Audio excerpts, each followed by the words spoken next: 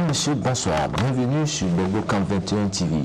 En exclusivité sur Belgocam TV, je reçois Maître Zokou pour l'affaire Martinez-Zogo. Au Cameroun, l'affaire Martinez-Zogo défraie la chronique. Pour en parler ce soir, Maître Zokou. Maître Zokou, bonsoir. Bonsoir. Maître Zokou, pourriez-vous vous présenter brièvement et nous expliquer votre rôle en tant qu'avocat d'Eko dans cette affaire juridique au cœur de la société camerounaise, que certains qualifient d'affaire juridico-politique? Merci à vous de me donner cette opportunité. Je salue tout le peuple camerounais et tous ceux qui nous suivent. Je suis Seri Simplice Zokou, avocat au barreau de Bruxelles et également inscrit à la liste des conseils à la Cour pénale internationale où j'ai eu à assurer la défense dans le cadre du procès Gbagbo Blegoudé ainsi que de la personne par la suite de M. Edouard Patrice Ngaïsona, et basé donc à Bruxelles, mais intervenant en divers pays, aussi bien en Europe qu'en Afrique. Et donc, voilà comment je me retrouve à assurer la défense de M. Léopold Maxime Eko dans le cadre de cette affaire dite Martinez-Zogo. Je dois dire que mon intervention est due à la sollicitation de M. Eko et de ses proches qui m'ont demandé de rejoindre sa défense, constituée de confrères du Cameroun, que je salue également ici. Et comme vous le savez, et contrairement à ce qu'on pourrait croire, l'acceptation d'un dossier de défense n'est jamais une obligation pour l'avocat. L'avocat a pour lui sa conscience et il lui appartient, lorsqu'il est sollicité, de décider en son âme et conscience si la cause pour laquelle il est sollicité peut être acceptée ou pas et est conforme, je dirais, à sa vision et à ses valeurs du métier. Et donc, vous imaginez que pour une affaire aussi importante et aussi grave, j'ai pris le temps de la réflexion, j'ai pris le temps d'examiner les contours de l'affaire et j'ai pris le temps de consulter également énormément et de m'assurer que cette cause était en conformité avec mes valeurs. Et voilà comment j'ai donc décidé de défendre M. Léopold Maxime Eko, parce qu'au vu de tous les éléments que j'ai en ma possession et au vu des éléments objectifs de cette affaire, M. Eko est totalement étranger à cette malheureuse affaire et est donc innocent. Dans un premier temps, vous avez collaboré avec le juge d'instruction Siktaki 2. Pouvez-vous nous parler de votre expérience et nous indiquer si vous avez eu les possibilités d'accéder au dossier d'instruction? Quels sont les éléments clés que vous avez pu identifier dans le cadre de votre défense? Alors, je suis effectivement entré dans le dossier après l'intervention du juge Sikati de Camo-Aimé Florent. Et celui-ci succédait à un premier juge qui avait été nommé début mars 2023, mais qui avait fini par être dessaisi du dossier à la demande du commissaire du gouvernement, parce que aucun devoir d'enquête n'avait été posé dans le dossier. Donc, on est resté, après l'inculpation de M. Eko et des autres protagonistes de cette affaire, sans avancer dans le dossier. Cependant, il est à rappeler qu'une enquête préliminaire avait été confiée à la gendarmerie dès que les faits s'étaient produits. Et ensuite, sur demande expresse du chef de l'État, son Excellence Paul Biya, une commission d'enquête a été mise en place début février 2023. Et cette commission d'enquête, il faut insister sur sa qualité, parce qu'elle était constituée à part égale de 4 officiers supérieurs de la gendarmerie et de 4 officiers supérieurs de la police. Et elle a travaillé, contrairement à ce qu'on pourrait penser, sous l'autorité du commissaire du gouvernement, c'est-à-dire donc du procureur militaire, et dans le cadre donc des procédures judiciaires. Et cette commission a donc procédé à l'audition de tous les protagonistes. Elle a entendu tous ceux qui étaient mis en cause à ce moment-là. Elle a procédé également à de nombreux devoirs d'enquête.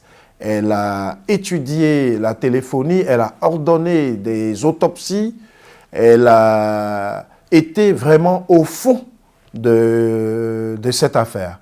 Et à l'issue de ces travaux, elle a passé le relais à un juge d'instruction, qui est donc ce premier juge qui a été ensuite dessaisi au profit du juge Sikati. Et donc le juge Sikati, je puis dire rapidement que nous avons eu la collaboration la plus normale possible et que celui-ci a poursuivi les travaux de la commission en reprenant, je dirais, à zéro, mais sans nier pour autant les travaux de la commission. Le juge Sikati a réentendu tout le monde et a procédé également aux confrontations qu'il devait faire. Bon, il est vrai qu'en ce qui nous concernait, nous avons été, donc nous, au niveau de M. Eko, les premiers à être entendus, et en tout cas à avoir été entendus avant M. Danwe. Et ça, nous avions trouvé cela quand même anormal, puisque M. Danwe était et est l'unique accusateur de M. Eko sur la base de déclarations qui n'ont fait que varier depuis le début. Et donc nous estimions que c'était lui qui devait être entendu d'abord, de façon à nous permettre de contrecarrer ces affirmations. Qu'à cela ne tienne, M. Danwe a fini par être entendu et nous avions sollicité nous-mêmes d'être confrontés à ce dernier pour que la vérité se manifeste. Et à l'issue donc de ces confrontations, les juges ont pu se faire une opinion sur l'absence de preuves contre M. Eko, ce qui fait que justement le 2 décembre dernier, le juge Sikati a pris cette décision par laquelle il ordonnait d'office, c'est-à-dire ce n'est pas à la demande des avocats de M. Eko, mais M. Sikati lui-même a estimé, et il a dit dans son ordonnance, en la motivant de façon très claire, qu'à l'issue de l'ensemble des devoirs, eh bien, il n'y avait rien à retenir contre M. Eko, si bien que celui-ci devait être mis en liberté. Et donc, ce n'était que logique pour nous. Pourquoi? Parce que, voyez-vous, lorsque on veut accuser quelqu'un, dans le code de procédure camerounais, il est dit et il est interdit de baser des poursuites sur les seules accusations d'un mis en cause. Or, ici, le principal mis en cause, c'est le seul qui accuse. De surcroît, lorsque des accusations sont proférées, mais il faut encore qu'elles correspondent matériellement aux faits. Or, ici, de façon succincte, sans entrer dans le détail de l'enquête, il est tout à fait manifeste que, de un, l'accusateur principal, qui est M. Danwe Justin, n'a jamais reçu d'ordre de mission, ni oral, ni écrit de M. Eko. Et il n'a jamais reçu non plus d'ordre de mission d'aucun chef de service de la DGRE. Il n'a jamais agi conformément aux règles de la DGRE qui veulent que ce soit le directeur général qui décide des missions en collaboration avec les responsables des différentes sections du service et qu'à partir de ce moment-là, il y a une méthodologie, c'est-à-dire des réunions préparatoires, des équipes qui sont constituées et des moyens qui sont dégagés dans le cadre du service. À aucun moment, le recrutement qui a été fait des personnes qui ont participé à cette opération ne l'a été selon les règles, c'est-à-dire avec l'accord ou bien sur les ordres des différents responsables des services. À aucun moment, les personnes qui ont participé à cette opération n'ont reçu d'instructions de leurs supérieurs. Il y a simplement une seule personne qui a utilisé des subalternes à l'insu des différents services, qui a utilisé ces subalternes pour obtenir des moyens permettant de commettre l'opération en dehors de tout moyen de la DGRE. Et de même, les moyens mécaniques, les moyens matériels utilisés, à savoir les véhicules, ne relevaient pas en aucun cas du matériel roulant de la DGRE. Et de ce point de vue, il est aujourd'hui clair et c'est admis par tout le monde que contrairement à un certain nombre de rumeurs, d'allégations qui disaient que c'est le véhicule du chef de la DGRE, en l'occurrence ce fameux Prado noir qui avait été utilisé dans le cadre de l'opération, il est tout à fait admis, reconnu par tous que ce véhicule était la propriété du chef du commando, en tout cas de celui qui a monté cette opération. En tout cas que c'était le véhicule de M. Danwé. Et il n'y a donc aucun lien entre le service et ceux qui ont agi. Et de surcroît, le directeur de la DGRE n'a pas pu donner de tels ordres parce que dans tous les cas, il avait établi entre lui, par une note du 12 novembre 2021, un sas, je dirais, de sécurité entre lui et M. Danwé, sur la base d'un certain nombre de constatations qu'il avait fait. Et pour le bon fonctionnement du service, il y avait le conseiller technique numéro 1 qui seul était habilité aussi bien à recevoir les ordres du DG qu'à les transmettre également et à pouvoir alors répercuter ceci vers les éléments opérationnels du service. Donc, vous voyez que ce n'est pas comme ça que ça s'est passé justement et qu'il n'y avait plus de contact véritable, direct en tout cas, entre M. Eko et M. Danwé et qui justement, M. Eko s'abstenant de donner des ordres à M. Danwé pour quoi que ce soit. Voilà un peu des éléments tout à fait concrets qui établissent qu'il n'y avait pas matière à mettre en cause à notre client. Et surtout, vous savez qu'en droit, lorsque un meurtre est commis ou que quelque chose, un fait est posé, on demande quelle en est la raison, quel en est le mobile. Lorsque vous regardez les raisons avancées pour lesquelles M. Martinez-Zogo aurait subi ce qu'il a subi, à aucun moment, vous ne pouvez dire que M. Eko avait une raison d'agir à son encontre. Aucune raison, aucun mobile. Parce qu'à aucun moment, il n'a été mis en cause par M. Martinez-Zogo. À aucun moment, il n'est mêlé aux questions financières autres qui seraient la cause, n'est-ce pas, de cette opération. Et il n'a de surcroît aucun lien avec les autres protagonistes de l'affaire.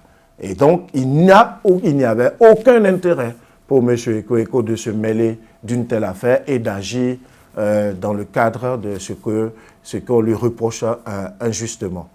Voici un peu ce que je peux dire à ce stade. Et je dirais, pour terminer sur ce point, que la décision du juge Sikati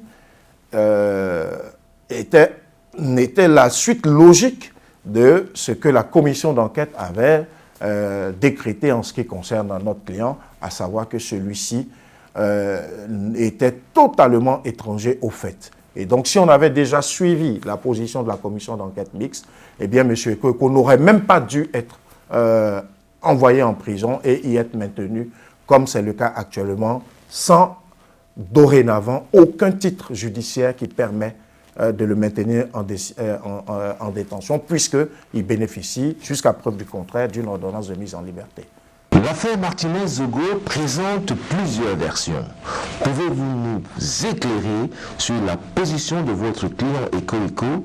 Est-il impliqué de près ou de loin dans l'une ou l'autre version? Quels sont les éléments de défense que vous mettez en avant?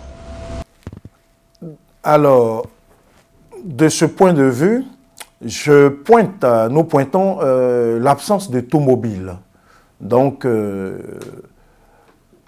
on va dire que pour certains, M.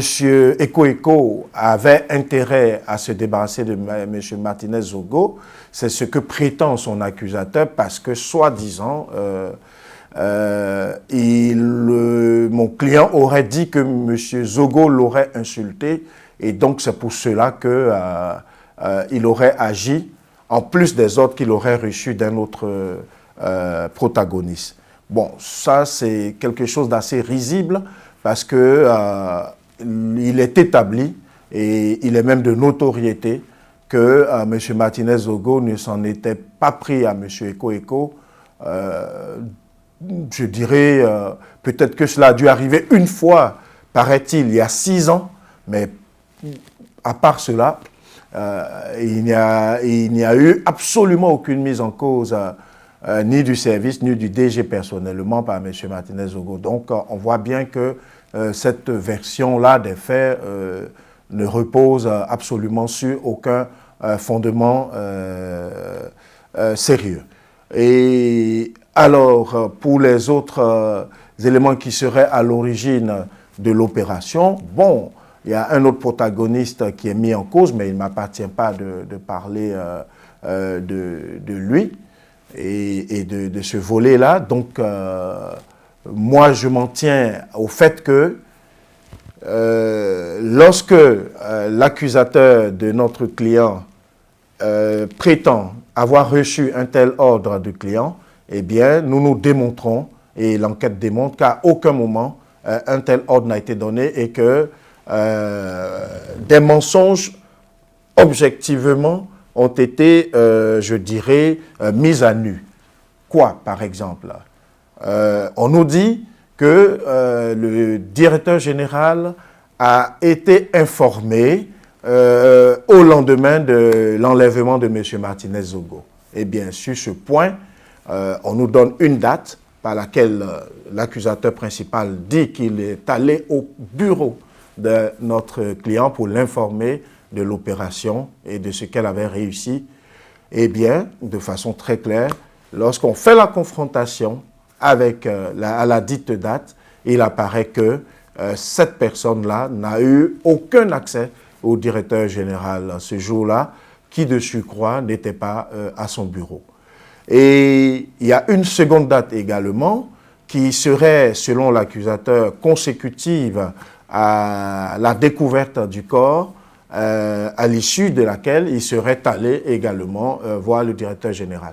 Eh bien, il a été établi également, et comme cela ressort d'ailleurs, et je me fonde en disant cela, sur une décision publique qui est l'ordonnance donc du juge Sikati, où il dit clairement que l'examen des éléments matériels, notamment des caméras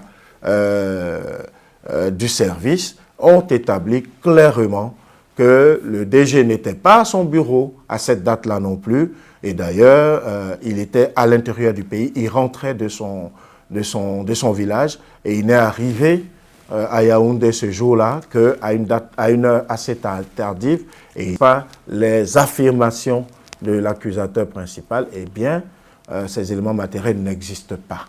Donc, à partir de ce moment, sur quoi pourrait-on se baser pour maintenir en détention M. Eko Eko et maintenir les accusations contre lui?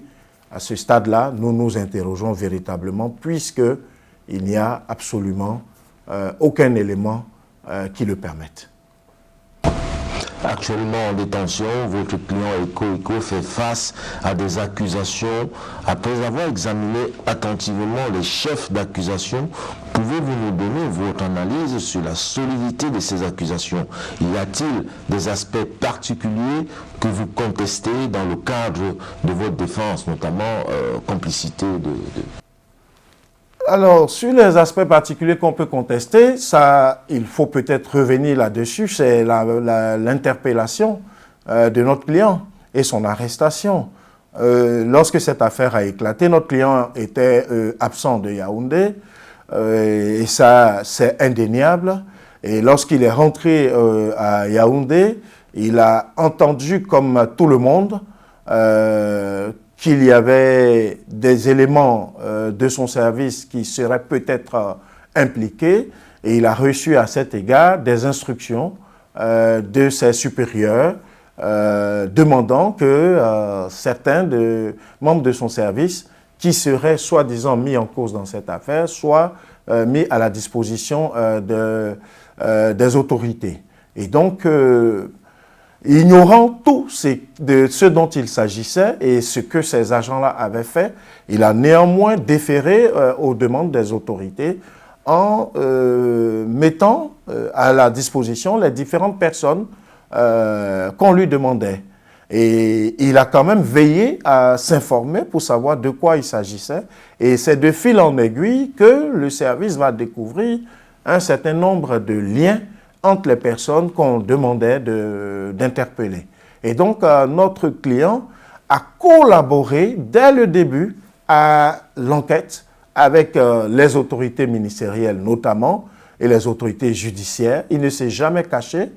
Et ce qui s'est passé, c'est qu'après qu'il ait entamé cette collaboration avec les services compétents, il s'est retrouvé dans un bureau par la suite dans le cadre justement de cette collaboration.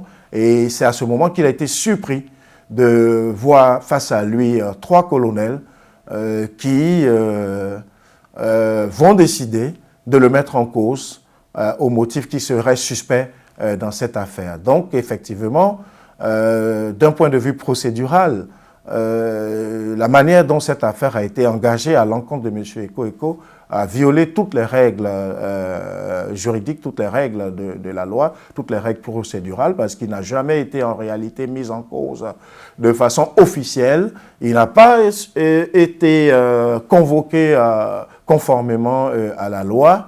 Et c'est donc en quelque sorte dans le cadre d'un piège, d'un guet-apens, qu'il s'est retrouvé détenu, et interpellé et détenu.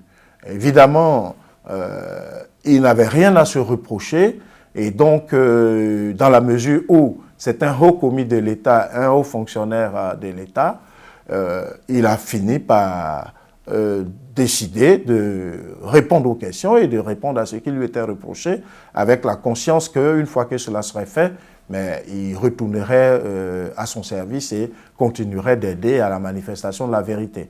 Or, cela n'a pas été le cas et contre toute attente, il est depuis lors maintenu en détention. Donc, ça, ce sont des éléments qui montrent quand même une forme de suspicion sur les raisons réelles pour lesquelles il se trouve en détention et qui, au fur et à mesure, nous apparaissent comme n'ayant aucun rapport avec l'affaire. Et l'autre élément qui ne nous rassure pas, ben, c'est l'épisode, bien entendu, de l'ordonnance du juge Sikati qui décidait de le mettre hors de cause et de le libérer d'office. Eh bien, vous avez tous suivi le blocage qu'il y a eu dans l'application de cette ordonnance, et un blocage qui n'a absolument aucune justification légale, puisque le juge a usé des pouvoirs qui sont les siens, et ce que la loi lui permettait de faire, c'est ce qu'il a fait.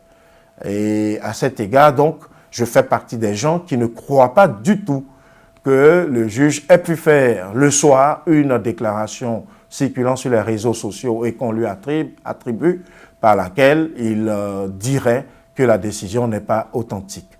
Je ne peux pas y croire, je n'y ai pas cru hier, je n'y crois pas aujourd'hui et je n'y croirai pas demain. Parce que si on veut faire accréditer une telle thèse, cela voudrait dire que les avocats ont inventé une décision. Or, cela est impossible puisque, de façon très claire et devant témoins au sein du cabinet du juge et donc de son greffe notamment, la notification a été faite conformément aux règles, puisque lorsqu'une décision est rendue, elle est mise dans un registre et qui suit un ordre précis, et le greffier est celui qui authentifie la décision en même temps que le juge, et ce n'est que quand cela est fait qu'on convoque les parties et qu'on leur donne la décision. Or, vous aurez remarqué ici qu'avant que nos avocats, les avocats de notre équipe, l'équipe ECO ne reçoivent la notification au sein du greffe, la partie Amougou Belinga, qui est mise en cause qui est poursuivie également, que la partie Amougou Belinga, par le biais de son conseil maître Charles Tchougang, s'est vu également notifier la décision.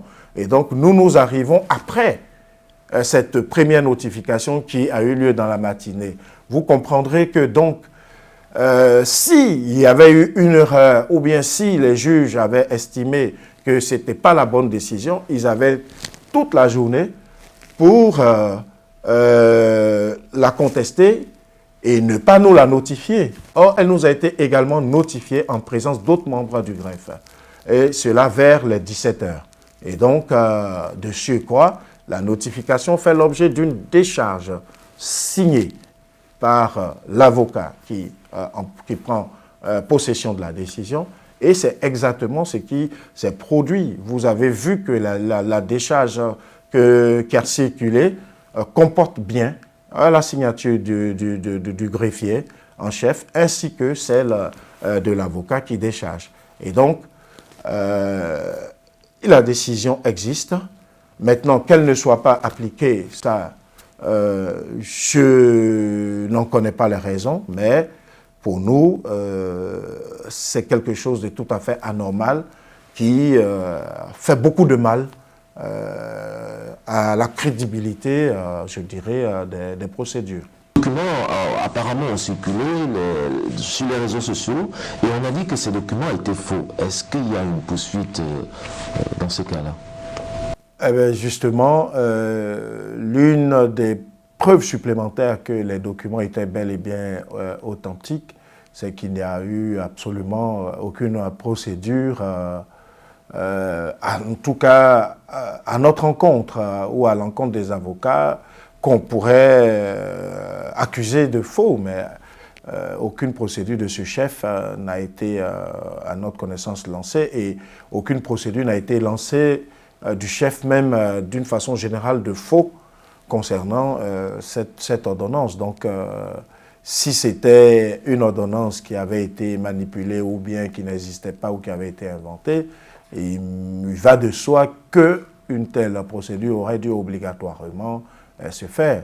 Et dans tous les cas, les choses sont très simples à vérifier. Si on dit que cette ordonnance n'existe pas, que les personnes habilitées dans le cadre d'une enquête se saisissent des registres et qu'on vérifie l'ordre des registres et qu'on voit si la décision n'a pas été inscrite et numérotée, comme cela se fait au niveau du tribunal. Et on saura tout de suite la vérité, même si la vérité est tout à fait évidente. Et je pense qu'aujourd'hui, personne ne doute de ce qu'une des décisions a été rendue. Et simplement, il s'avère que, pour différents motifs, la dite décision n'a pas été mise en application. Nous approchons des 18 mois de détention préventive. Pour votre client, en tant qu'avocat, quelles sont les perspectives quant à la possibilité pour que Eko retrouve sa liberté? Y a-t-il des recours juridiques spécifiques que vous pourrez envisager pour contester la prolongation de cette préventive? Alors, de ce point de vue, nous étions donc dans un premier temps basés sur la décision qui a été rendue et nous avons donc demandé au commissaire du gouvernement, donc à monsieur le procureur militaire, de procéder à l'exécution de cette décision, puisque la loi fait obligation à ce que le commissaire du gouvernement procède à l'exécution de la décision, c'est-à-dire en émettant un ordre de mise en liberté qui est présenté à la prison de façon à ce qu'il y ait ce qu'on appelle la levée d'écrou. Et donc, nous n'avons pas eu de suite à cet égard. Nous avons également saisi les tribunaux compétents pour introduire ce qu'on appelle une procédure d'habeas corpus. C'est une procédure qui est prévue dans le code pénal et le code de procédure camerounais et qui dit clairement que lorsqu'une personne est détenue sans titre et donc sans mandat, ce qui est le cas en l'espèce, eh bien, le juge peut ordonner, le juge saisi peut ordonner, doit ordonner, disons, d'office immédiatement la mise en liberté. Donc, nous poursuivons nos procédures à cet égard et bien entendu, nous avons envisagé des procédures autres dont je ne pourrais pas parler ici, mais en tout cas, nous continuons de croire que justice sera rendue nous estimons que à partir du moment où tous les devoirs d'enquête ont été accomplis, c'est-à-dire en ce qui concerne notre client, et répétons-le, c'est une seule personne qui dit qu'elle aurait été envoyée par notre client pour faire ce qu'elle a fait, et bien à partir du moment où les deux personnes ont été confrontées, à partir du moment où il est établi qu'il n'y a aucun élément matériel pour venir appuyer cette affirmation qui est fausse, eh bien, à partir de ce moment, concernant l'enquête, elle est terminée en ce qui concerne notre client, puisque aucun lien n'existe entre lui et les autres protagonistes, et notamment les membres du commando et d'autres personnes mises en cause. Et une fois que le juge a fini ces auditions-là, logiquement, on doit le mettre en liberté et de surcroît, on doit clôturer l'instruction, au moins en ce qui le concerne. En tout cas, nous estimons que dès à présent, M. Ekoeko n'a pas à attendre les 18 mois, parce que ce qu'il faut savoir, parce que ce n'est pas un jeu, savez-vous, être privé de liberté, être détenu surtout quand on est innocent. Il faut savoir que dans la loi, la détention préventive, c'est l'exception. La règle, c'est la liberté. Donc, lorsqu'il y a une affaire, c'est lorsqu'on ne peut pas faire autrement qu'on maintient en détention quelqu'un. Or, ici, et c'est lorsque également il y a un risque pour l'enquête, ou un risque de fuite, ou bien parce qu'on a besoin de préserver les preuves qu'on peut maintenir quelqu'un en détention. Or, ici, M. Ekoeko, 13 ans à la tête des services, 35 ans de carrière à la police, au service de son pays, jamais cité dans des affaires, dans des malversations, connu pour être intègre d'un point de vue financier, honorablement connu en tout cas dans le pays, où irait-il? Au contraire, c'est lui qui a accepté de se plier à la justice pour que la vérité se fasse, et c'est lui qui a insisté pour être confronté à son accusateur. Donc, pourquoi est-il maintenu en détention? Il n'y a aucune raison à cela. Et de deux, toutes les preuves qui devaient être récoltées en ce qui le concerne et en ce qui concerne celui qui l'accuse, toutes ces preuves sont aux mains des magistrats. Donc, il n'y a aucun risque également à ce niveau.